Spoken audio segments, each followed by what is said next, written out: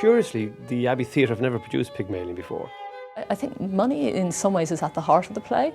From an actor's point of view, it's just really great stuff to get your teeth into. It's funny, it's also incisive. You have no idea how frightfully interesting it is to take a human being and change her into a quite different human being by creating a new speech for her. Pygmalion's an extraordinary play. It's a really simple idea in one way about this phonetics professor who feels he can change the way this young flower girl can behave in society. But of course it's about that kind of power struggle that goes on between both of them. Shall we ask this baggage to sit down, or shall we throw her out of the window? I won't be called a baggage when I've offered to pay like any lady! The story of Pygmalion puts focus on the Higgins character, unlike My Fair Lady, which puts focus on the Eliza character. And for a bet from a new friend of Higgins called Pickering, Higgins decides to take on what starts out, I suppose, as a phonetic experiment, but it turns into a social experiment. I'll say you're the greatest teacher alive if you make that good.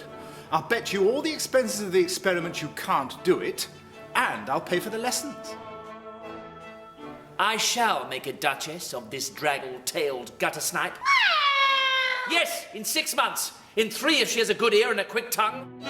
I'm very impressed with Annabel Cummin as a director, and Annabel has a very rigorous mind when it comes to a director. She likes dealing with complex ideas, she likes dealing with teasing those ideas out, and I think it's a very good match, George Bernard Shaw and Annabel Cummin. Say A, B, C, D. But I'm saying it!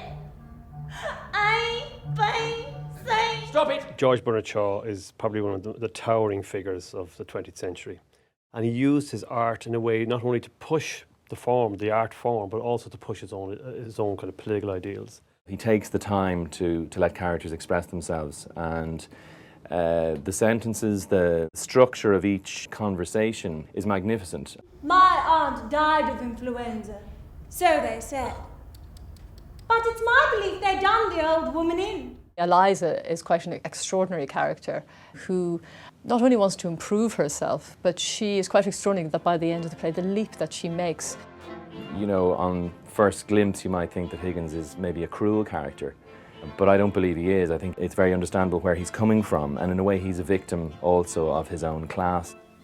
She's so deliciously low, so horribly dirty. It's around the idea of social engineering, it's the idea of power. He is definitely taking a unique woman's voice and actually following her through to her emotional and physical and financial independence by the end of the play. We put a largely Irish design team together.